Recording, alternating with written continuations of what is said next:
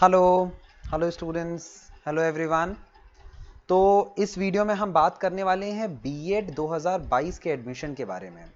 बहुत सारे बच्चों के बहुत सारे डाउट्स हैं बीएड में एडमिशन को लेके। कई सारे लोग फ़ोन कर रहे हैं कि सर बीएड में एडमिशन का क्या प्रोसेस है, सर मैंने ऑलरेडी एग्ज़ाम दिया हुआ है, रिज़ल्ट में मेरी इतनी रैंक है, मेरी काउंसलिंग कब होगी, काउंसलिंग कराने कहाँ जाना है। तो बहुत सारे सवाल हैं, उन सारे सवालों का जवाब मैं आज यहाँ पे इस लाइव स्ट्रीम पे दूंगा। आपको अगर कोई भी सवाल हो बीएड से रिलेटेड तो आप डायरेक्टली मुझसे पूछ सकते हैं। आप यहाँ बगल में चैट में आप लिख सकते हैं और मैं आपको डायरेक्टली सारे जवाब दूंगा।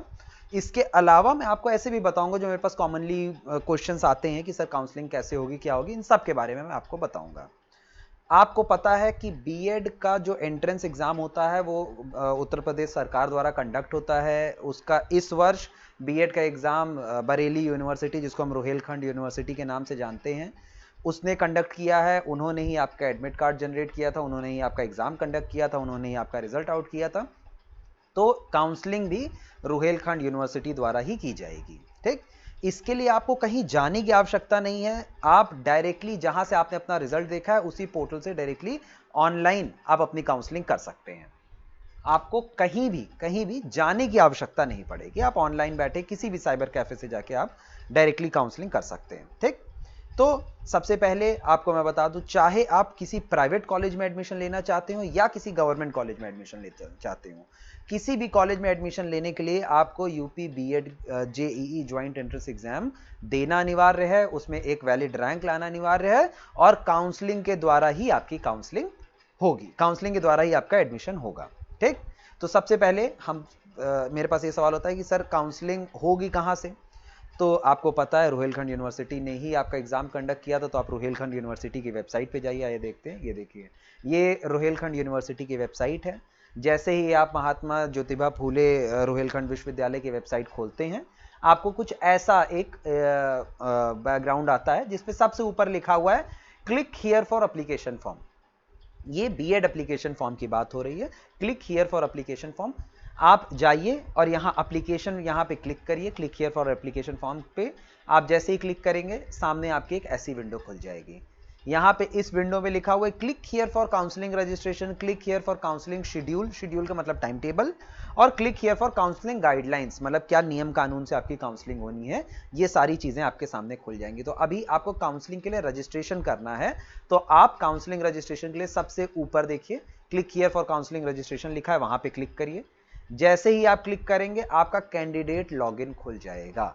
ठीक, कैंडिडेट लॉगिन, ये आपको एक जानी पहचानी से विंडो दिख रही होगी, कैंडिडेट लॉगिन। यहीं पे जाकर आपने अपना फॉर्म भरा था, यहीं से आपने अपने डॉक्यूमेंट्स देखे थे, यहीं से आपने अपने डॉक्यूमेंट अपलोड किए थे, एडमिट कार्ड डाउनलोड किया था, रिजल्ट देखा था, हर चीजें आपने यहीं से की थी। ठीक, तो अब आप यहां पे जाके इस पे लॉगिन पे क्लिक करेंगे। लॉगिन में यूजर आईडी आपके पास है, पासवर्ड आपके पास है, आपने अपना रिजल्ट देखने के लिए प्रयोग किया था। आप जैसे ही करके लॉगिन पे क्लिक करेंगे, आप अपने विंडो के अंदर चले जाएंगे और काउंसलिंग की प्रक्रिया भी आपकी वहीं से होगी। अभी फिलहाल मेरे पास कोई ऐसा लॉगिन आईडी या पासवर्ड किसी स्टूडेंट का नहीं है, अदरवाइज मैं आपको करके दिखाता। हो सकता है जैसे ही मेरे पास आएगा मैं इसके लिए भी स्टेप बाय स्टेप गाइड का एक डेडिकेटेड वीडियो लॉन्च करूंगा।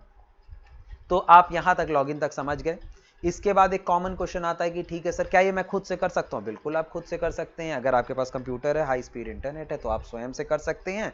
अदरवाइज आप जो है किसी भी साइबर कैफे की मदद ले सकते हैं। मोस्टली साइबर कैफे ये प्रोसेस को बहुत अच्छे से जानता है। ठीक, उसके बाद अब बच्चों का सवाल आता है कि सर मेरी काउंसलिंग कब है।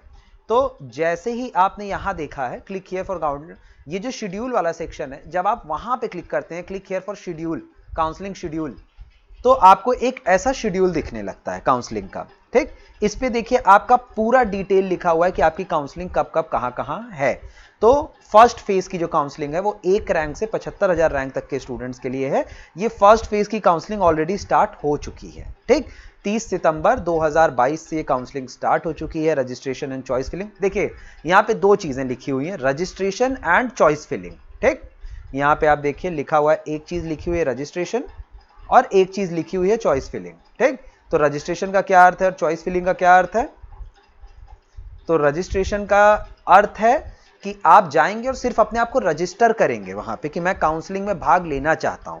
इसमें आप 5,650 रुपए जमा करके खुद को रजिस्टर करते हैं कि मैं काउंसलिंग करने के लिए मैं इंटरेस्टेड हूं। और चॉइस फिलिंग का मतलब है, चॉइस फिलिंग का ये मतलब है कि आप चॉइस मतलब आप कौन सा कॉलेज चॉइस करना चाहते हैं। चॉइस मतलब कौन सा कॉलेज लॉक करना चाहते हैं। जब आप उस कॉलेज को लॉक करते हैं तो वो आपकी चॉइस फिलिंग कहलाती है। ठीक, तो यहां पे हो गया रजिस्ट्रेशन एंड चॉइस फिलिंग।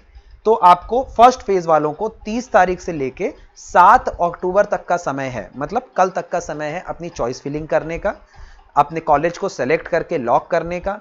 8 तारीख को कोई नया स्टूडेंट रजिस्टर नहीं कर सकता है, पर चॉइस फिलिंग जो कि ऑलरेडी रजिस्टर कर चुका है वह कॉलेज लॉक कर सकता है।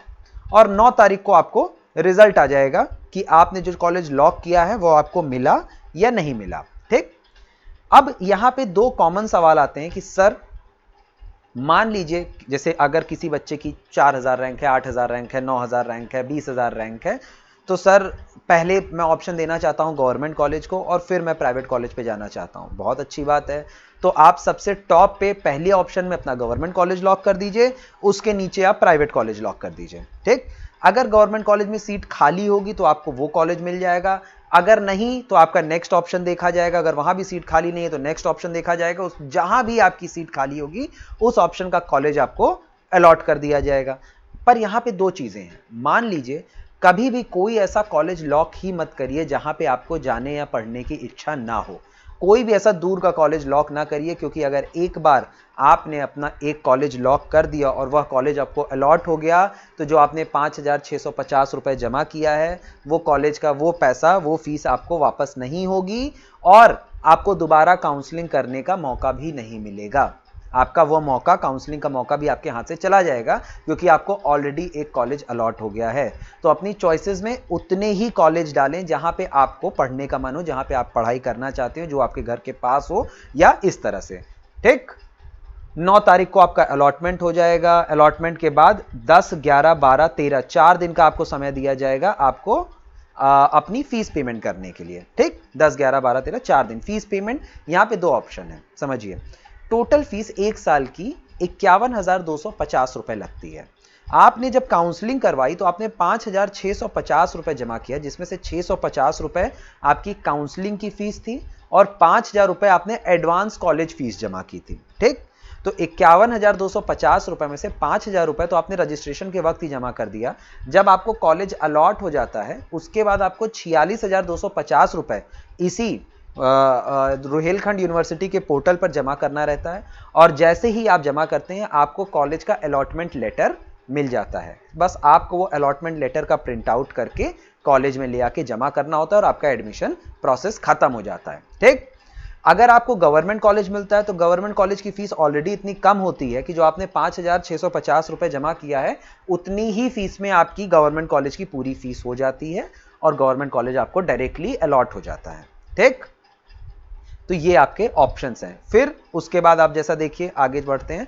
सेकेंड फेज का काउंसलिंग कब है? सेकेंड फेज का रजिस्ट्रेशन, जैसे कि मैंने बताया कि 5,650 रुपए से रजिस्ट्रेशन आपका 9 अक्टूबर से शुरू है और 13 अक्टूबर तक आपको रजिस्ट्रेशन करने का मौका मिलता है। 14 अक्टूबर तक आपको चॉइस फिलिंग करने का मौका मिलता है। सेकेंड राउंड ऑफ काउंसलिंग का मतलब है 75,000 एक रैंक से लेके 2,000 रैंक तक के स्टूडेंट्स को। ठीक, उसके बाद सेम 15 अक्टूबर को आपका सेकेंड फेज मतलब 75,000 से 2 लाख तक के बच्चों का रिजल्ट आ जाएगा 15 अक्टूबर तक। और फिर उन बच्चों को 4 दिन का समय दिया जाएगा अपनी 46,250 रिमेनिंग फीस भरने का। इस 46,250 रुपए की फीस आप किसी भी अपने डेबिट कार्ड, क्रेडिट कार्ड, इससे आप भर सकते हैं। हाँ, पर एक चीज याद रखिए कि आपके कार्ड की लिमिट उतनी होनी चाहिए कि वो 46,250 रुपए जमा कर सके, क्योंकि ज्यादातर रुपे कार्ड की लिमिट कम होती है। रुपे कार्ड से पेमेंट नहीं हो पाता है तो वीजा कार्ड या मास्टर कार्ड से ही अपना पेमेंट करने की कोशिश करें। ठीक, फिर थर्ड राउंड मतलब 2 लाख से 3.5 लाख तक के स्टूडेंट्स के लिए थर्ड राउंड ऑफ काउंसलिंग है। ये 15 अक्टूबर से शुरू होगा रजिस्ट्रेशन। 20 तारीख तक आपको 5 दिन का समय दिया जाएगा रजिस्ट्रेशन और चॉइस फिलिंग करने का। और 21 तारीख को आपका अलॉटमेंट का रिजल्ट आ जाएगा कि आपको कौन सा कॉलेज अलॉट किया जाता है। और फिर इसी तरह 4 दिन का आपको समय मिलेगा।